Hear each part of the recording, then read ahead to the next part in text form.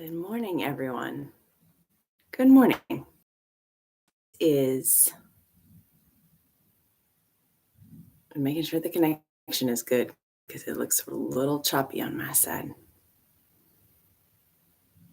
All right. So today we are going to be talking about affirmations. And the connection looks much better now. Okay. So good morning.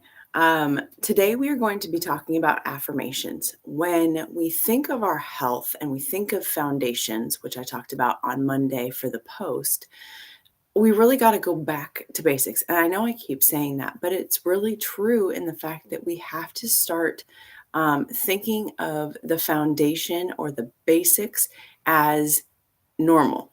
If we're going to change the way that we're living today, um, from a little bit of chaos and kind of just doing our own thing. And maybe some of the habits we created are not the ones that we wanted to create. We have to go back to a foundation that sets the stage for the other things that we want to do. So, for example, if we don't have a plan for our eating and we're just grabbing things when we can, we're not paying attention to what we put into our body or how we put it into our body, and it makes it harder to function throughout the day. It adds more stress. But if we go back to a foundation and lay a foundation of, I'm going to eat these types of things, I'm going to meal prep so that I know what I'm eating, and I'm going to get on a better schedule of how I'm eating. Um, Sitting around the dinner table is one of the things that not only are you tending to eat healthier food, but you're also having conversations. So the dinner table can really help to have better physical aspects to it because you're eating better food normally. You can enjoy your food, which we talked about in some of them about, the sound of a crunchy apple or the sweetness of um, uh, that apple that you're eating. It really helps to draw you into what you're eating. And so it changes the way you think about it. And it also has that aspect of social health where you're interacting with your family. Um, it can have emotional health because you actually get to sit down and take that time for yourself and your family to eat instead of stressing about trying to eat it in the car and making a mess and maybe crashing. And so there's all sorts of different aspects of that. So those types of foundational things that we want to put into our life is how we're truly going to change into a healthy lifestyle.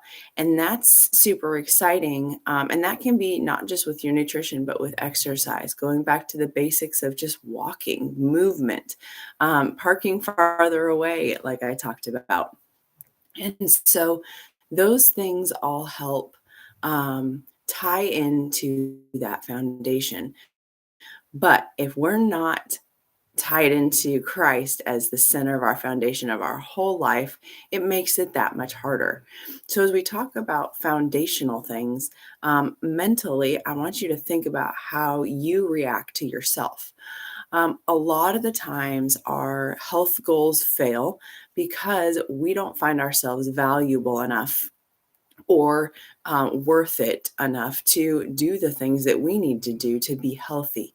I speak to moms out there, one, because I am one, but two, moms tend to put everybody else first. Not always, but it tends to be a thing we do. And so when I talk to a lot of moms about health and fitness and a healthy lifestyle, the first thing out of their mouth is, I'm too busy. I got everybody else to take care of. I've got to do all of the things that people need. And so I don't have time to, make meals for myself. I just eat the leftovers of whatever the kids had for lunch that they didn't eat.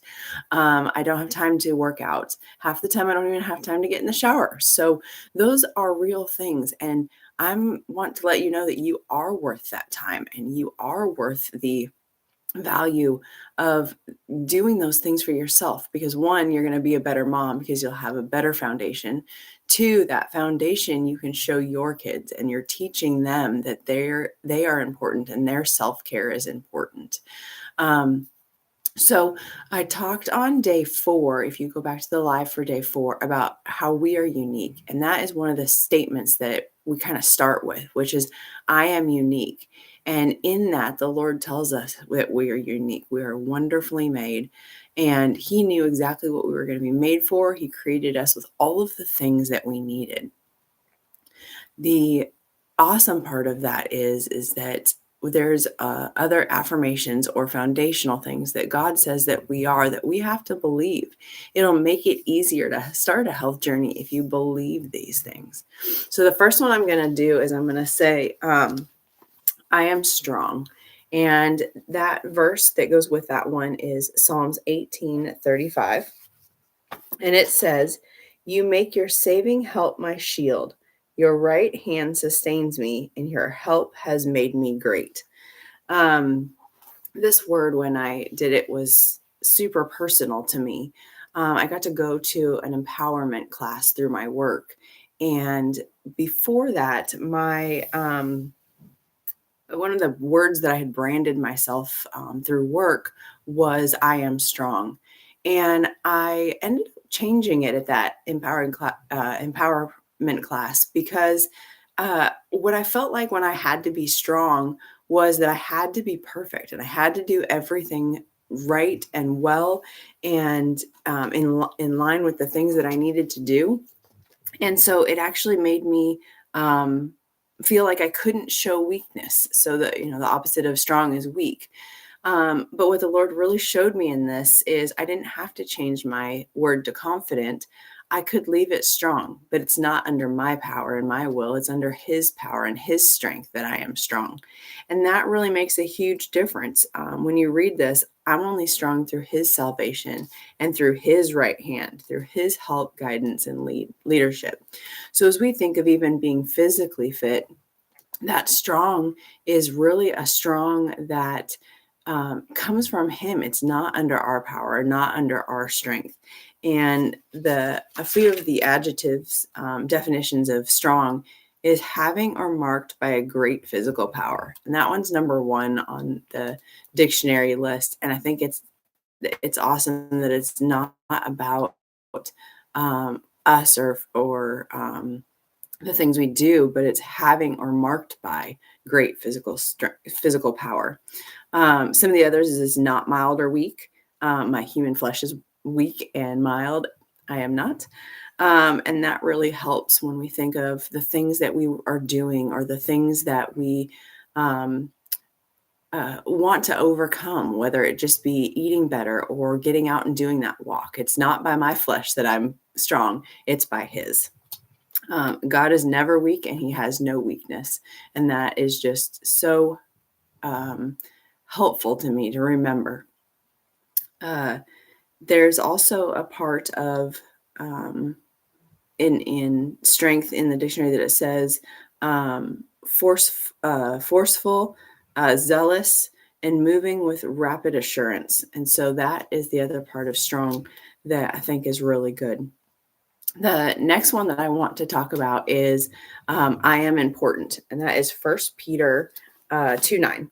It says, "But you are a chosen people, a royal priesthood, a holy nation, God's special possessions, that you may declare the praises of Him who called you out of the darkness into His wonderful light."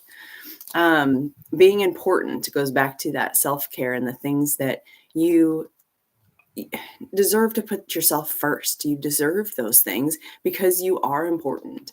And it kind of lists the 3 different things. It's a chosen people. We're chosen by divine favor. We're also selected or marked for favor. So I like that both I am strong and I am important. Those words in the dictionary are both marked by or selected or having. So again, it's not us, it's Him. He makes us important. The other one is a royal priesthood.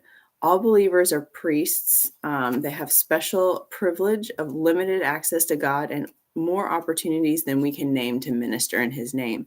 But we can't minister in His name if we are not healthy enough to do that, if we haven't taken care of our bodies. So self-care is important for those aspects. The last one is a holy nation, the giving of the land and the land of inheritance. The Lord has given us these things to be able to do and be a part of. And that's really taking or having control or occupying something. There are parts of it that when we declare the praises of him who called us out of the darkness, it's important. The hard part of feeling important is we try to put importance on the labels of the things that we do. So I am important at my job. I'm important as a wife. I'm important as a mother. I'm important as the volunteer opportunities that I do. I'm important because I help out at my church. I am important because, and fill in the blank.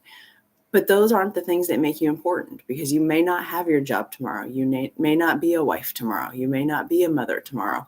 All of those things are dependent on the things of this world, but you are not important because of those. You are important because you are his. So remember that one today. It's never going to change. My importance is in God, and it's just awesome. So the last one is I am forgiven, and that's Psalms 103. Verse 12. As far as the east is from the west, so far has he removed our transgressions from us. So when I think of I am forgiven, it really goes to not feeling worthy. And one of the words in here is he has removed our transgressions from us. It doesn't say he removed our sin from us. And I couldn't figure out why. So I did a little digging.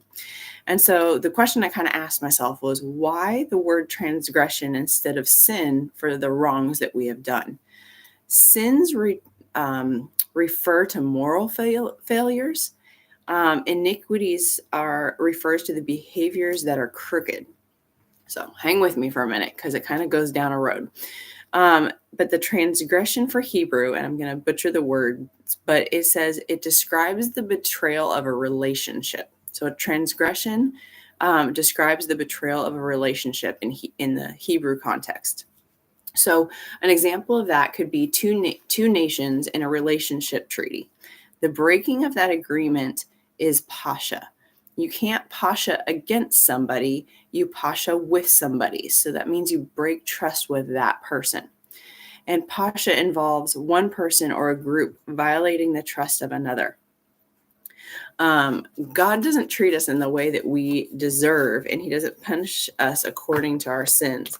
He forgives us. And so when I say I'm forgiven, it's that mercy that's shown as far as the east is from the west. The part of forgiven that is just crazy is it doesn't matter what we do. That relationship with him is not going to be broken. It's going to be restored, and not by, again, our might or our strength, but because he does it. And the part that really sticks with me when I think of health and fitness and our health journey, when I say I am forgiven, is we also have to forgive ourselves. A lot of us won't do our exercises, or don't feel like we should be able to eat healthier. It's super hard, and it makes us struggle and just try. And so that struggle that we go through, if you remind yourself that he doesn't hold it against you, if you've repented and asked for forgiveness. Looks like I broke up a little bit there, but hopefully you guys caught it. It's important that we, forgive ourselves for the things we've done, because the Lord isn't holding it against us either. So today, those are the 3 affirmation statements I really want you to think about for yourself, and say it, look in the mirror and say it. I am strong, I am forgiven, and I am important.